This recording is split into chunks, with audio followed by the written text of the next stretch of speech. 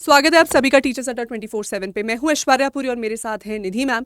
और रात को इस अर्जेंट लाइव सेशन के लिए हम खास इसलिए आए हैं क्योंकि अगर आप भी बीपीएससी टीआरई 4.0 के कैंडिडेट हैं और छठी आठवीं 9वीं 10वीं या 11-12 वर्ग के लिए अप्लाई कर रहे हैं तो ये वीडियो आपके लिए बहुत बहुत ज़रूरी होने वाली है, क्योंकि अगर इस वीडियो में जो हम कहने वाले आपने नहीं सुना वो आपके आने वाले रिजल्ट्स को इम्पैक्ट कर सकता है और आप बहुत ही फाइन मौके से चूक सकते हैं। तो मैम क्या ज़रूरत पड़ी हमें इतनी लेट इस इमरजेंसी सेशन को करने की? बिल्कुल ma'am, thank you so much. So basically आज बीपीएससी बिहार शिक्षक भर्ती टीआरई 3.0 का री एग्ज़ाम हुआ and it came as a shock to all of us, क्योंकि पेपर पैटर्न में एक बहुत ही बड़ा बदलाव देखने को मिला। ये बदलाव ऐसा नहीं है कि पहले देखने को नहीं मिला था, लेकिन 6 to 8 वर्ग के मेट्रिक्स में हमें ये बदलाव देखने को मिलेगा, ये nobody really had thought of. So basically अगर मैं आपको पहला पॉइंट बताऊं कि कोई डिफाइंड सिलेबस, अगर हम बीपीएससी के सिलेबस की बात करें तो बीपीएससी में यही कहा जाता है कि anything and everything under the sun can be asked, right? तो उनका जो सिलेबस है एनसीईआरटी/एससीईआरटी, उसमें एक लिटरेचर सेक्शन को ऐड कर दिया गया 6 to 8 में।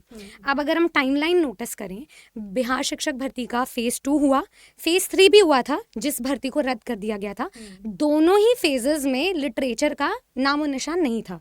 सो हमारे पास जो रेफरेंस पॉइंट था, हमारे पास जो बेंचमार्क था प्रिपरेशन का, वो था ओनली ग्रामर। ग्रामर के क्वेश्चंस प्रिडिक्टेबल थे एंड पैटर्न भी हमारे पास सेट था, नोटिस हो गया था वो चीज़। लेकिन लिटरेचर का जो सेगमेंट ऐड किया वो नोटवर्दी था एंड डाउटफुल भी है। तो अब नेक्स्ट पॉइंट क्या ma'am? Number of questions and range of questions. मैं फर्स्ट पॉइंट पे एक और पॉइंट भी ऐड करना चाहूँगी। उन्होंने सिलेबस में ये लिखा हुआ है कि एनसीईआरटी/एससीईआरटी और जो 9वीं 10वीं है उसको इंक्रीज करके देखेंगे, मतलब the level of questions, the range of questions will be asked graduation level तक का। एंड वर्ग 11वीं 12वीं में वो पोस्ट ग्रेजुएट लेवल तक का एनालिटिकल क्वेश्चंस पूछ सकते हैं।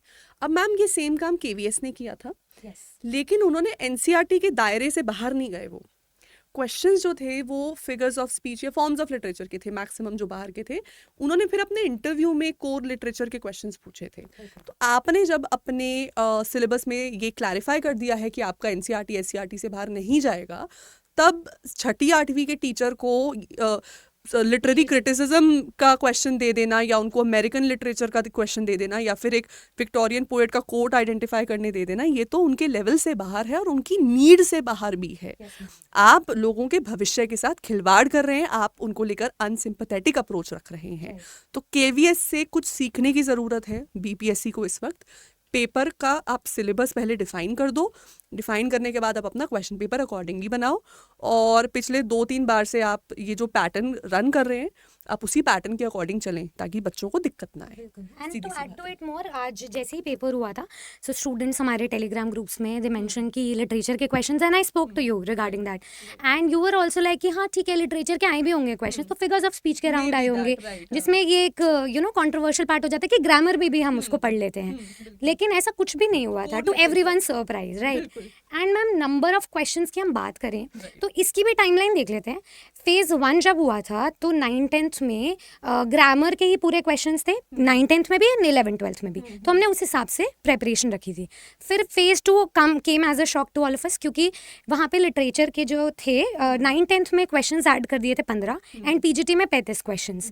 अब ये जो फेज 3 में हुआ है ये आप बताइए। फेज 3 में ये हुआ है कि छठी आठवीं में 35 क्वेश्चंस लिटरेचर के डाल दिए। चलो मान लो आपने सिलेबस के बाहर जाकर लेवल उठा के कुछ डालना भी था, आप 7, 8, 10, 12 क्वेश्चंस में अपने शौक को पूरा कर सकते थे।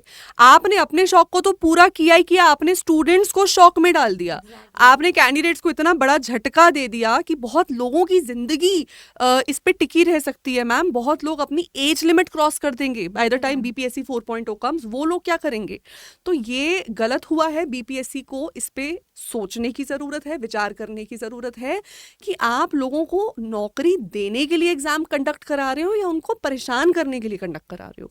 ये एक क्वेश्चन है। तो ऑलरेडी पेपर काफ़ी कंफ्यूजिंग बन जाता है, क्योंकि डी ऑप्शन आ जाता है more than one of the above, E option आ जाता है नन ऑफ द अबव। जब कुछ मौजूद ही नहीं है, students tend to tick something, तो उनका वो सबकॉन्शियस उनको अलाउ नहीं करता है।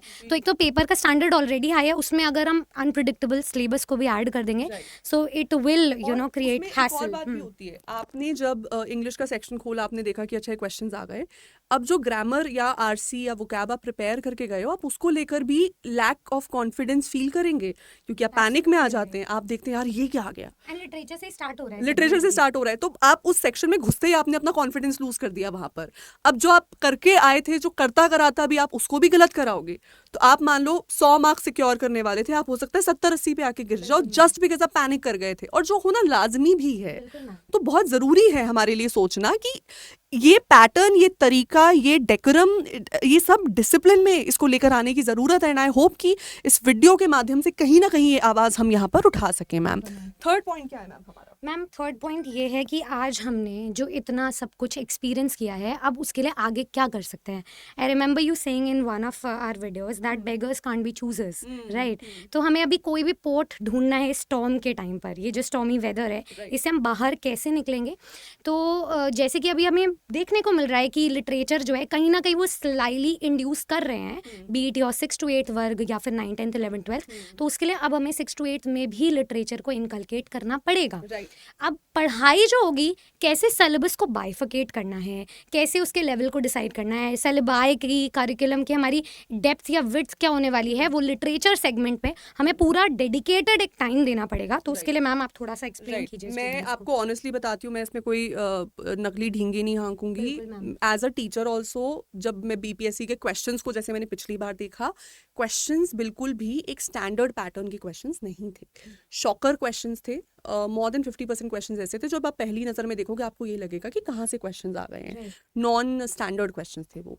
तो सबसे पहली बात तो ज़रूरत है कि क्वेश्चंस का नेचर स्टैंडर्डाइज हो, एक रेंज का पता लगे कि आपने पूरे ब्रिटिश लिटरेचर से कुछ भी पूछ लिया, आपने पूरे अमेरिकन लिटरेचर से, पूरे इंडियन से कुछ भी, मतलब पढ़ना तो आपको वो यूजीसी नेट लेवल पे पढ़ रहा है ना। तो या तो आप बीच में वक्त दो उतना, अब आप एग्जाम भी हर 2-2, 3-3 महीने के गैप में करा रहे हो, सिलेबस पूरा करने का टाइम भी नहीं दे रहे, क्वेश्चन भी ऐसे पूछ रहे हो, तो अब हो क्या सकता है इसमें? हो ये सकता है कि अब 6th क्लास से छठी से 8वीं वर्ग 9वीं 10वीं वर्ग 11वीं 12वीं, इन तीनों ही वर्गों के कैंडिडेट्स अपनी लिटरेचर की तैयारी साथ साथ रखेंगे।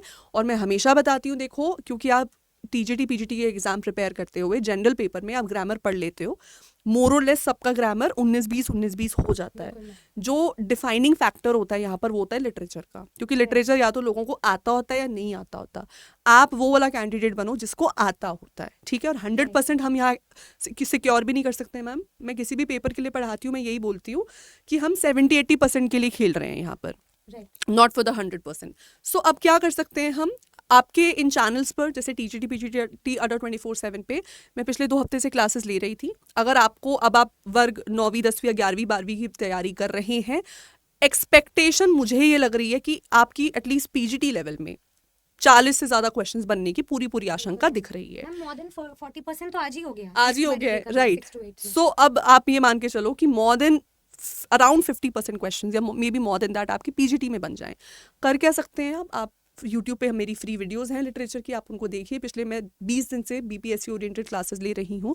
साथ ही साथ कल मैं और निधि मैम 1 बजे से शाम को 5 बजे तक कंटिन्यूस आपको इंग्लिश लिटरेचर और इंग्लिश ग्रामर वोकैबुलरी आरसी पूरा करा देंगे। तो 4 घंटे आप लगिए हमारे साथ और इसमें आपको पूरा कवर करवा देंगे। बाकी अब ये है, बीपीएससी टीआरई 4.0 के लिए एक शिक्षा है हमारे लिए कि लिटरेचर की तैयारी को भी इनकॉर्पोरेट करना पड़ेगा अपनी प्रिपरेशन स्ट्रैटेजी में। और आई होप कि इस वीडियो के थ्रू हम ज़्यादा से ज़्यादा लोगों तक इस बात को पहुंचा सके, क्योंकि जब एक बात पहुंचती है मैम, एक आवाज़ उठती है, आवाज़ उठती है तो बदलाव आता है।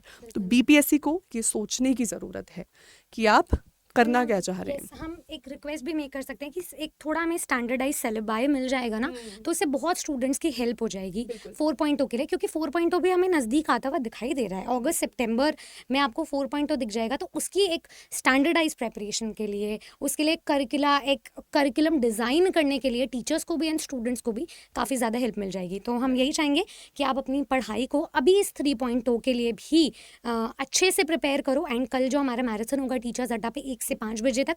पहले मैं आप लोग की ग्रामर कवर करूँगी एंड ग्रामर को भी अभी इस पॉइंट पर आप फिनिशिंग लाइन पर ऑलमोस्ट, तो आपका कॉन्फिडेंस जो है वो लैक ना करे, आप उस फिनिशिंग लाइन को क्रॉस कर सको। तो ग्रामर, वोकैबुलरी एंड कॉम्प्रिहेंशन पर भी इक्वली ध्यान देना एंड उसके बाद लिटरेचर ऐश्वर्या मैम 3 से 5 बजे कंटिन्यू करेंगी।